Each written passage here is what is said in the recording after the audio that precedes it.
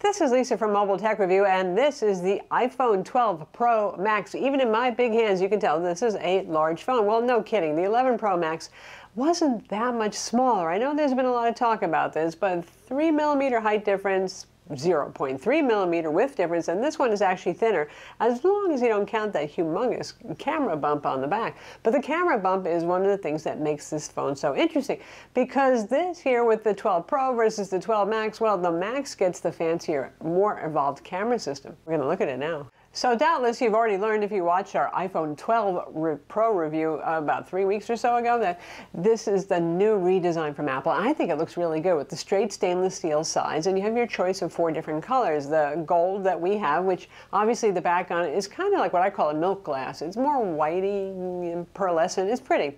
But the gold might be a little too bling bling for some of you on the edges. Well, if that's the case, then there's the graphite color, which replaces the old space gray and is somewhere dark gray to not quite black looking, with the black stainless edges. We have the silver with the very stainless edges and no color coding on the sides, and then Pacific Blue, which is Apple's new color for this year, which I think is very pretty, though when you get looking at it for a couple of days, it starts to look a little muted, shall we say, compared to the regular not Pro iPhones, which have such zingy colors, but that is what it is. The size and all that sort of thing. Let's talk about that a little bit, but really this is going to be up to you in the end.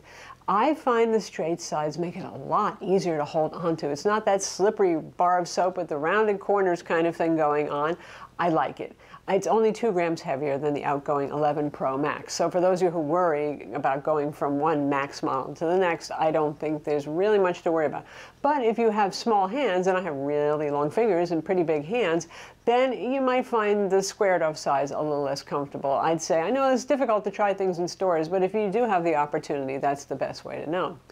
I think it's more of an issue because Apple has always made smaller size phones relative to the humongous Android phones on the market. So those people who have always been in the Apple ecosystem aren't so used to big phones and are tempted by the big display and the best camera ever.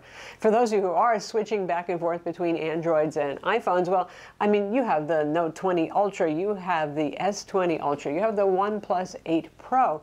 Those are all big phones too, so you'll say, no big deal to me. This is about the same, except for Apple's phone is still a bit heavier because of that stainless steel going on there. Now, if you look at something like the Galaxy S20 Plus, which is also a 6.7-inch display like this one here, it's a lot lighter and feels smaller to hold because Samsung's very good at that. And there's a reason why Samsung sells a lot of phones too. So there's the whole size thing. In the end, it really is going to be up to you. And I myself kind of went over and worrying about this whole thing because I've been using max size models since max size models were available.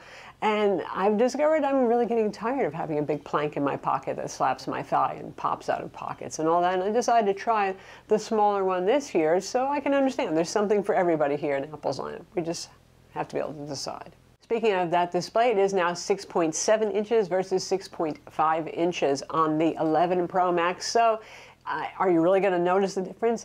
Probably not so much, but it makes it more competitive with all the giant screen Android phones on the market. It's still an OLED display. They still call it Super Retina XDR. It's still 458 ppi, which is just slightly less high resolution than the regular 12 Pro, which is 460 ppi. So Apple raised the resolution just a tiny bit on the 6.7-inch model to keep it at 458 ppi.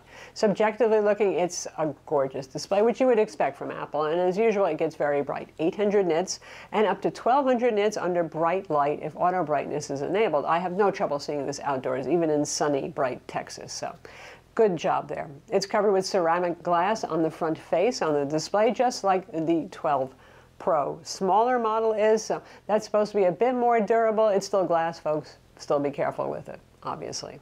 The other big thing here is 5G. You know about that too by now. And if you get the US model, it covers millimeter wave in addition to mid-band and low-band 5G. So you've got all of that covered for future-proofing.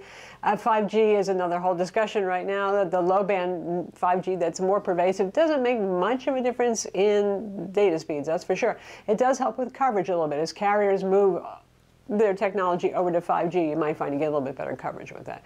If you've got millimeter wave, lucky you, because it has very small coverage footprints, and we'll talk about what that does to battery life too. But low and mid-band 5G don't impact battery life all that much. Just like the other iPhone 12 models, we have MagSafe on the back, which means that little ring magnet thing, so you can get MagSafe cases from Apple or third parties like OtterBox is making them, others will. So that's there basically so it can snap onto the new MagSafe charger, that little circular disc, and so you don't have to do that hunting around to find the sweet spot when you're doing Qi wireless charging. It also allows for faster wireless charging, 15 watts. If you're using a non-MagSafe charger, you'll still get 7.5 watts with any Qi charger, by the way. But it will also be useful in the future for things like car mounts and stands and all that sort of thing, so I'm kind of excited about that feature of the phone. When it comes to the rest of the features, you know how it is. Apple has some of the best stereo speakers you're going to hear on a phone. I'm always impressed when I switch back to an iPhone. I'm like, oh wow, listen to the sound effects in that game I really didn't notice before playing on a different phone from a not-Apple ecosystem. You've got IP68 water resistance here and dust resistance as well. Now let's talk about probably the thing that you're most interested in, other than those of you who are just buying the Max potentially because you want a really big screen phone, and that's the cameras. And a lot is the same compared to the 12 Pro.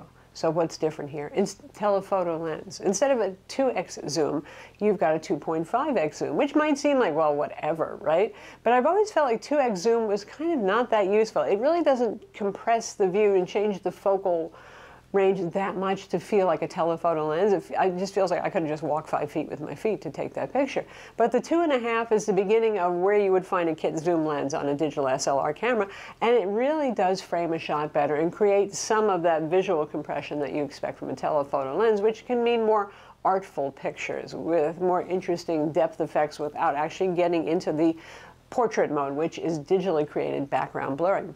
The other thing is the main sensor is considerably larger. It's still 12 megapixel resolution, but bigger sensor means more light gathering and also gives you a little bit more natural depth of field effect, a little bit natural background blur.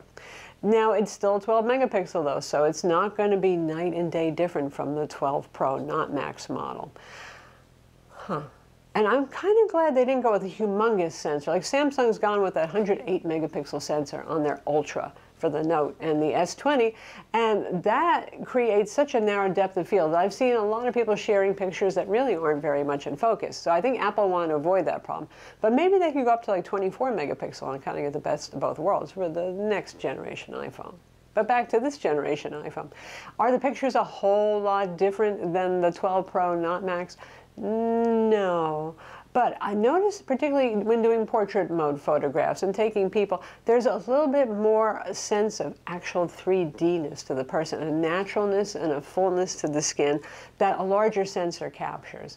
Now, I know some people have said they don't see much of a difference in night mode, and the pictures themselves are great on both the 12 Pro and the 12 Pro Max. Where I do see a difference is the little details. So you can see where I was standing outside taking a picture of a storefront, and the 12 Pro looks just as great and crispy and nice and colorful, but the Pro Max actually was able to expose properly for the signs that are indoors, inside, if you look on the screen right now.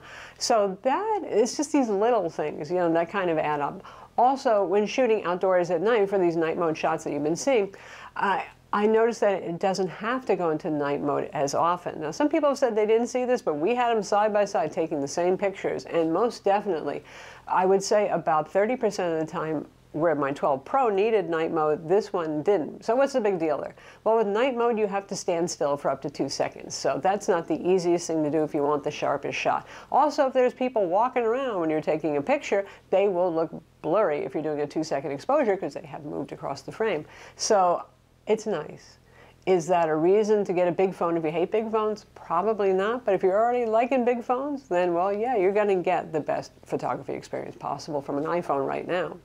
Versus the outgoing 11 family of Pro phones, well, those were no slouches, you know, but I would say that I do notice a definite quality improvement here. Not just the fact that we have night mode for the wide-angle lens as well as the main lens, but overall, photos are more saturated, a little crispy, sometimes with foliage a little too crispy. I think they're over-sharpening that, but that's nice.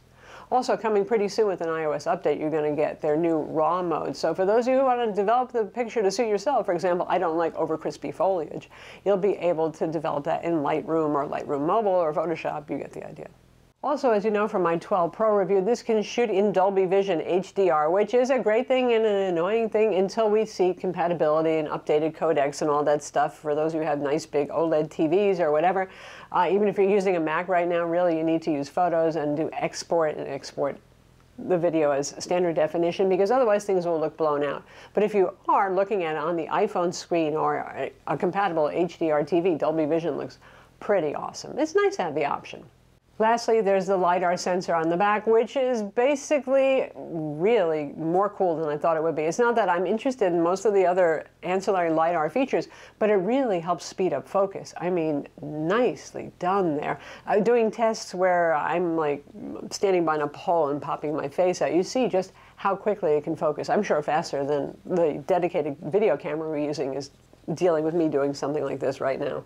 If you're thinking about upgrading, well, if you have an 11 Pro family phone, I mean, you're going to the A14 Bionic. Yes, it's faster. Was your previous generation phone not fast? No, not really. If you're coming from several generations ago, obviously there's a million reasons to upgrade here. But what is nice is the fact that we have 6 gigs of RAM finally, where Apple's always stingy with RAM, in part because iOS is good at managing memory and doesn't need as much compared to Android, but it gives you more headroom so you don't see as many web pages reloading, or when you're swapping in and out of apps, less screen refreshing and all that sort of thing. So that's good to have too.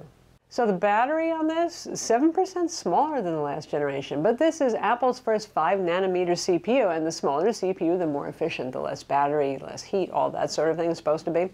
It's still a pretty good sized battery by iPhone standards. Of course, compared to Androids, well, it doesn't seem that big, but Androids are usually less battery efficient, so that's okay. Getting back to iOS versus Android kind of issues there. I see battery life as being about the same as the 11 Pro Max, and putting them both on 4G. If I enable 5G, but we have low band here only and a little bit of mid band, doesn't really impact battery life much. For those who do have millimeter wave coverage, and there aren't a lot of you out there, that's the one that can do like gigabit download speeds, psycho fast, right? That will tank your battery life pretty fast because you're downloading a lot of bits and bytes really, really fast. But I don't think I would worry about that for most people because you don't even have that kind of coverage. Again, though, if you're coming from an older generation phone, well, probably you'll think the battery life is just fantastic because it is an improvement there, certainly, and Apple probably doesn't think that most of us are upgrading every generation to generation these days. One thing to note, that this does fast charge just like the 12 Pro, but that requires an optional 20-watt charger that Apple sells separately for $19 if you want the absolute fastest charging. You can still use your iPhone 11 Pro chargers on this, and you still get faster than average charging, and experientially, it is pretty quick, but not as psycho quick as like OnePlus's Warp charging, for example, or the fastest Galaxy charging out there, but by iPhone standards, it's pretty fast. So that's the iPhone 12 Pro Max. The biggest iPhone, yes, but not by much. Nothing that I would worry about there for those of you who are size conscious and are afraid of big phones. I think it's very pretty. I love the new redesign. As somebody with large hands, I appreciate the straight side. So much easier to hold this. And it is the best camera you can get on an iPhone. It may not be exponentially greater than the 12 Pro, not max size one, but then again, it's only $100 more, and we have to be realistic, all that stuff. But I really do like that 2.5x telephoto range on this. And digital zoom on this is not bad, going out to like 5, 6x. Now, it's not going to compete with something like the Galaxy S20 or Note 20 Ultras with their super duper long range zoom. So if you need that sort of thing, well, Samsung does have an answer for you there. I'm Lisa from Mobile Tech Review. Be sure to subscribe to our YouTube channel for more cool tech videos, and thumbs up if you like the vid.